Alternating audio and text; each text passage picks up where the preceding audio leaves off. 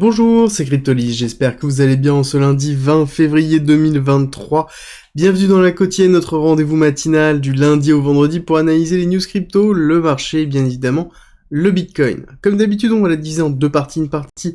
actualité dans laquelle on va revenir sur pas mal de choses, sur notamment le calendrier macroéconomique que l'on va avoir cette semaine, et ensuite quelques news de l'écosystème, et ensuite on attaquera directement la partie technique dans laquelle on a fait un retest assez sympa, mais qu'il va falloir vraiment statuer, est-ce que oui ou non, nous avons encore un order flow qui est bullish, et ça c'est dans la deuxième partie de cette vidéo. Et si mon travail vous plaît, likez, partagez cette vidéo, ça m'aide beaucoup, et ça aide beaucoup au référencement. Abonnez-vous si c'est pas déjà fait, et on commence tout de suite avec les petits tweets un petit peu sympas que je vais partager principalement sur mon profil Twitter, donc n'hésitez pas à follow, dans lequel nous avons un récapitulatif assez concis de CoinDesk sur justement tous les acteurs qui ont entraîné la chute de 2022. Nous avons un petit troll qui, je trouve, est très sympa parce que on est resté dans l'idée de ceux qui attendent encore à 12 000 BTC en décembre 2022, et c'est principalement l'élément dans lequel j'avais alerté énormément de personnes sur la notion de l'exposition.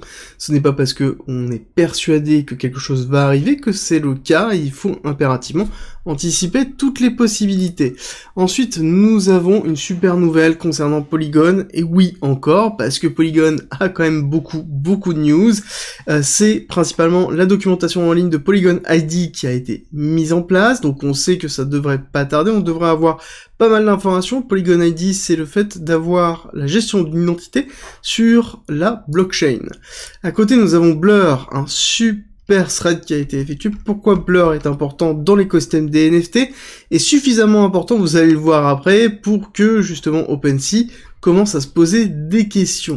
Et nous avons le tirage au sort en partenariat avec BitGet pour vous faire gagner 500$, donc 5 gagnants qui se partageront 100$. Il suffit de s'inscrire à BitGet, soit déjà être inscrit avec mon lien, soit s'inscrire avec mon lien, être follower du Twitter, retweeter, liker et commenter justement ce post avec, comme cette façon-là, pareil, l'UID, la personne, et on est bon. À la fin du mois, je ferai le tirage au sort et directement, j'annoncerai les gagnants. Concernant le calendrier économique, aujourd'hui ça va être assez plat côté US parce qu'on est en jour férié, et globalement même mardi on pourrait dire on a un petit peu les logements, mais somme toute c'est assez faible. Je pense qu'on va vraiment se diriger sur mercredi, jeudi, vendredi, donc une fin de semaine peut-être agitée, début de semaine assez flat.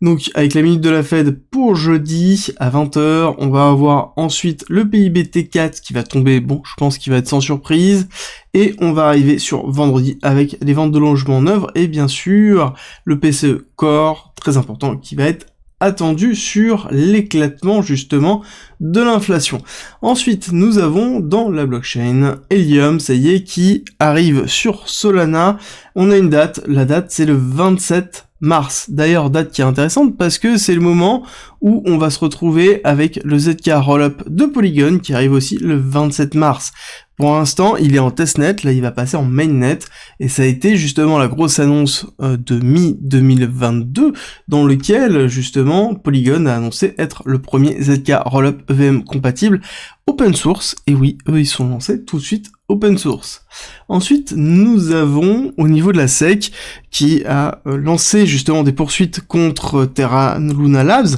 a fait pas mal de déclarations et a apporté pas mal de preuves sur certaines choses, notamment le fait que la notion de stabilité du Terra USD était vraiment une fabrication consciente, donc ça veut dire que c'est quelque chose qui avait été construit de toutes pièces. On a justement tous les acteurs de Terra Luna qui justement ont cash out une grosse partie en fait pendant le crash et légèrement avant le crash. On a un ensemble d'autres éléments qui apportent justement plus de compréhension à ce qui s'est passé au niveau de Terra Lab. Et encore une fois, on se rend compte vraiment que 2022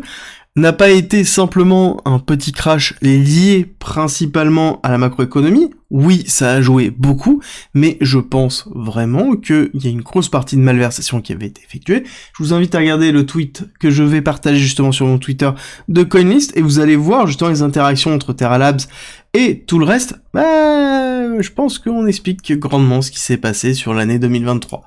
Et je vous disais, OpenSea commence à avoir un petit peu peur, avec notamment une diminution de leur fee. Ils passent à 0 parce qu'ils ont une fuite monumentale, justement, des acteurs NFT vers Blur, et ça explique pourquoi justement OpenSea est en train de se poser des questions sur leur fonctionnement. Est-ce que oui ou non ils vont continuer comme ça, ou est-ce qu'ils vont s'interfacer autrement, avec notamment des fees proches de zéro et d'autres moyens de rémunération, mais donc c'est le business model qui doit changer et évoluer, et ça se fait pas du jour au lendemain, voir si OpenSea va survivre justement à l'arrivée de Blur. On a terminé sur les nouvelles, on va attaquer la partie technique après une courte pause. Cette vidéo est sponsorisée par l'exchange crypto BitGet, et dans le cadre de ce partenariat, j'organise un tirage au sort dans lequel il y a 500 $ à gagner. Pour participer, c'est très simple, ça se passe sur le Twitter, il faut follow mon compte, il faut aller sur justement le profil dans lequel vous avez ce post et s'inscrire à BitGet avec mon lien ou être déjà inscrit avec le lien, retweeter, liker et commenter avec l'UID et taguer un ami, exactement comme ça a été effectué ici, et à ce moment-là, à la fin du mois, je vais sélectionner 5 personnes qui vont se partager justement les 500 $, et ça se passera à la fin du mois, donc ne loupez pas ça, et à savoir que si vous vous inscrivez avec mon lien, vous avez 10% de remise sur vos frais de transaction, ainsi que des rewards jusqu'à 8000 $ en fonction des dépôts que vous effectuez. Pour rappel, BitGet est donc la 3e plateforme d'échange en crypto-monnaie en termes de volume, notamment sur les perpétuels. Il y a beaucoup de liquidité qui est mise à disposition,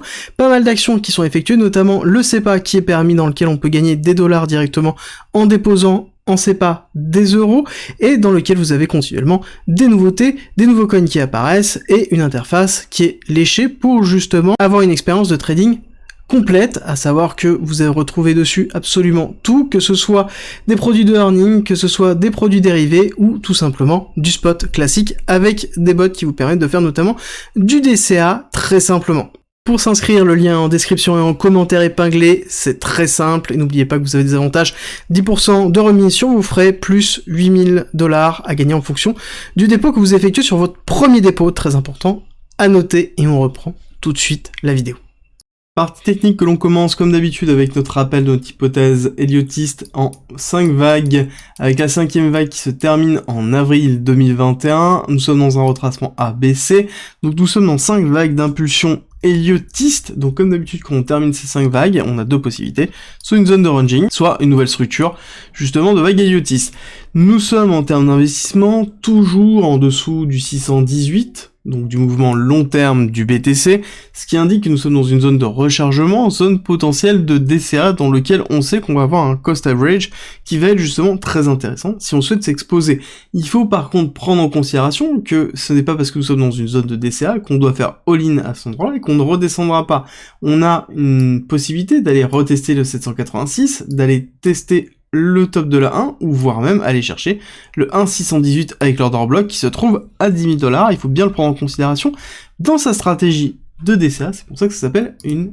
stratégie. Nous avons ici, on va passer rapidement weekly pour voir la clôture que l'on a eue. On a quand même une belle clôture ici la semaine dernière. Il est possible qu'on se retrouve sur une validation de cette clôture-là cette semaine, je pense que ça va être important. Encore une fois, on va se retrouver, je pense, avec un lundi-mardi flat, et on va attendre justement le décollage mercredi, voire même potentiellement jeudi.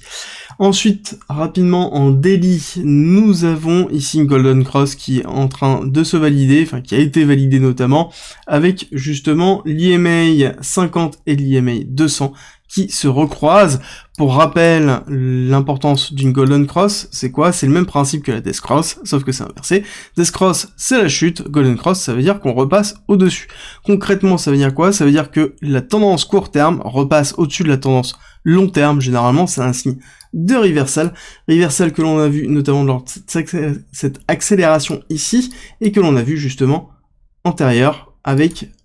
2019 et 2020. Et ce qui est important de voir, c'est que ce n'est pas parce que nous avons une Golden Cross maintenant que forcément on va partir en bull run, c'est plutôt positif, ça veut dire qu'on est vraiment dans une zone de reversal. Quand on regarde justement historiquement ce qui s'est passé, on a eu cette Golden Cross, ok, on a eu des accélérations, et après on a eu plusieurs fois des Golden Cross dans lesquelles on a eu une zone de ranging, et ça peut être aussi le cas, on n'oublie pas ce que j'ai dit en début de vidéo, suite à la fin d'une schématique héliotiste. Nous avons ici une vision Ishimoku rapidement pour voir que nous sommes toujours très bien placés. Nous avons de la place notamment au niveau de la LS, de la legging span, qui a de la place pour pouvoir pousser. On est en train de se diriger doucement et tendrement vers le Kumo, qui se trouve ici, on devrait avoir du coup un retest avec une prise de consolidation de l'AR qui irait justement chercher plus bas. AR qui représente ici une schématique d'accumulation Wyckofienne, hein, que l'on connaît, que je vous présente déjà depuis un certain temps, SC, AR, ST, STB, d'accord, prise de liquidité ici avec le STB,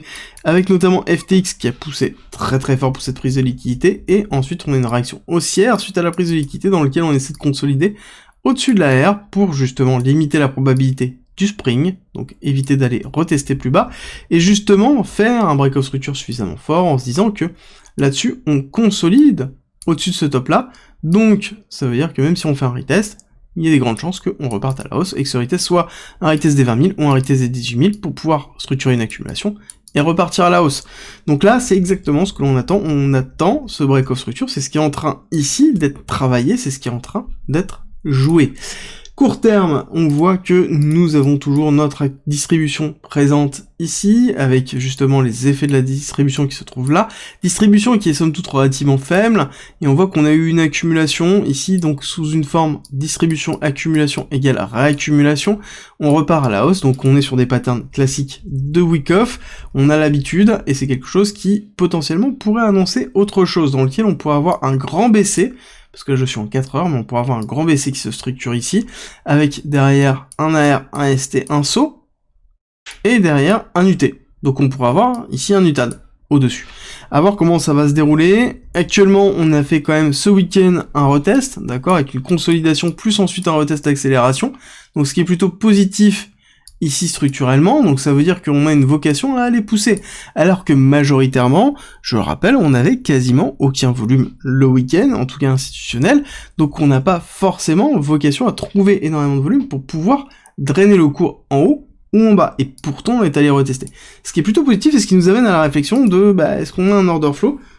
qui nous explique ça. Alors, là-dessus, on est toujours majoritairement en long là, hein. On voit que ça n'arrête pas, et on n'a pas de signe de faiblesse au niveau des positions des top traders. Ça sous-entend quoi? Ça sous-entend principalement que les top traders ne sont pas en cours de distribution, ne sont pas en train de faire des TP, donc ne sont pas en train de prendre des profits sur cette accélération, mais sont toujours dans une forme de construction de longue sur le long terme, ce qui est plutôt positif, ce qui expliquerait le fait qu'on n'a pas de faiblesse au niveau du cours structurel ici.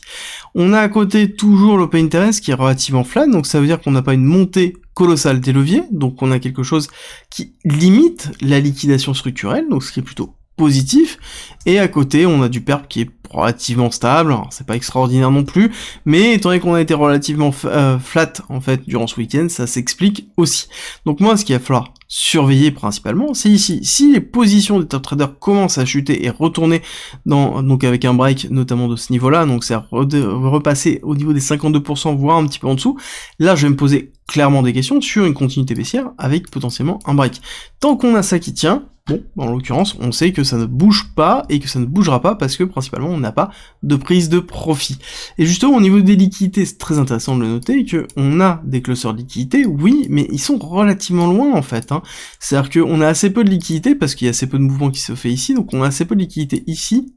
et ici. D'accord? On a assez peu de liquide dans ces zones-là, on en a en dessous de ce lot ici, on en a un petit peu, on en a un petit peu ici, qui se trouve là, et après il va falloir descendre beaucoup plus bas à 18 000, et pareil, pousser beaucoup plus haut à 28, 29 000. Donc là-dessus, on se retrouve quand même avec un cours, je pense, qui va faire en sorte de drainer de la liquidité en proximité, on connaît ça, donc on risque de retrouver une pattern qui va être identique à celle-ci, dans lequel on va pousser en fait à la hausse de cette façon-là, et renforcer la liquidité haussière, et renforcer la liquidité baissière, pour pouvoir aller après les récupérer, pour pouvoir déclencher un mouvement. Je rappelle que c'est toujours le même principe, il nous faut de la liquidité pour pouvoir drainer un mouvement, c'est le même principe, le prix va vers la liquidité, pour pouvoir chercher de l'énergie et repartir à la hausse ou à la baisse. Par contre, au niveau de la liquidité, il faut prendre en considération, est-ce que oui ou non, c'est intéressant d'aller la chercher, et c'est généralement ce qui est le plus compliqué à déterminer. Les éléments importants aussi, c'est que nous avons toujours une volatilité relativement faible, d'accord, on retrouve toujours en dessous des 3, donc tant qu'on n'arrive pas à repasser au-dessus, ça veut dire qu'on n'aura pas du volume suffisamment fort pour pouvoir repartir vraiment à la hausse, et donc là, il faut vraiment le prendre en considération, et je pense que c'est en train de se tasser, on a eu quelques petites accélérations, c'est ce qui nous a permis vraiment de pousser relativement fort, là on n'arrive pas trop à vraiment consolider au-dessus, avoir la volatilité suffisamment forte. Donc on voit qu'on a toujours ici par exemple des lots qui sont au-dessus en fait des 2, et là on voit que c'est plus des lots qui sont dans les alentours des 1 majoritairement. On n'arrive pas à consolider au-dessus, il faudrait avoir quelque chose qui fasse comme ça, au-dessus de 3 idéalement. Là-dessus on aurait quand même pas mal de liquidité, ce sera un bon signe justement d'un retour d'un certain nombre d'acteurs structurels qui sont en train potentiellement de revenir sur le BTC et sur les crypto-monnaies en général. À côté, nous avons le DXY qui est allé justement retester la zone qu'on attendait, mais c'est pas flagrant encore, je pense qu'on va y retourner dans pas si longtemps que ça. Surtout que nous avons pas mal de tensions entre la Russie et justement l'Ukraine avec l'arrivée de l'anniversaire de l'année de l'invasion de l'Ukraine, et aussi on a des tensions très fortes US-Chine, et justement une rumeur comme quoi la Chine pourrait envoyer des armes justement à la Russie pour l'aider. Là-dessus, une escalade du conflit pourrait entraîner justement une structuration haussière pour aller retester les 109, et il faut bien le prendre en considération que ça pourrait arriver dans la zone de l'anniversaire justement de l'invasion de la Russie, pourquoi pas. Nous avons de l'invasion de l'Ukraine par la Russie, pardon. Ensuite, nous avons le SP500 dans lequel nous sommes toujours en phase de consolidation, bien que on est en train de structurer des petits bas, mais on est dans quelque chose qui a une tendance assez faiblarde, mais ne s'effondre pas. Je rappelle qu'on a un DXY qui est en train de pousser, et pourtant on a un SP500 et un Nasdaq qui sont structurellement dans une forme de range où on est en train de stabiliser les cours. On rappelle que lors d'une poussée, il y a deux possibilités, soit on retrace, soit on est dans une zone de neutralité. Bah là, on se retrouve plus dans une zone de neutralité. Pareil sur le Nasdaq qui est un petit peu plus bullish cette fois-ci que le SP500, mais on prend aussi fortement en considération que la respiration, si elle est amenée à venir, pourrait se faire attendre. On a toujours nos niveaux importants qui vont être les 11 600 principalement sur le Nasdaq, donc il va falloir encore une fois être patient, et nous sommes dans une phase de neutralité pour cette fin de mois de février. Si on a tendance à regarder les statistiques, on sait que la fin de mois de février généralement est plus majoritairement intense baissière, mais vu les statistiques que l'on a eues en début d'année, on aurait quand même un mois de février qui devrait être positif, et qui devrait aussi entraîner un mois de mars excessivement positif, ce qui est sur le long terme toujours ce que l'on souhaite. Si la vidéo t'a plu, dis-le moi en commentaire, like, partage, ça m'aide beaucoup, et n'oublie pas que tu as en commentaire et en description aussi le Discord qui est gratuit, qui regorge d'informations, qui a un parcours pédagogique mis à disposition pour pouvoir avoir énormément d'informations. Tu y retrouveras aussi beaucoup de choses, comme par exemple plein de discussions enflammées, tu y retrouveras de la fiscalité, de l'investissement, du trading, de la DeFi, et aussi un coin premium dans lequel tu as mes briefs, mes investissements, mon portefeuille, mes gridbots, tu vas avoir aussi des stratégies automatisées, tu vas retrouver aussi des discussions et des accompagnements justement avancés pour pouvoir progresser plus rapidement, que ce soit dans l'investissement, le trading, ou même tout simplement dans un point de vue psychologique en termes d'investisseurs. Donc rejoins-nous, ça se passe en commentaire et en description. Je te dis à très vite.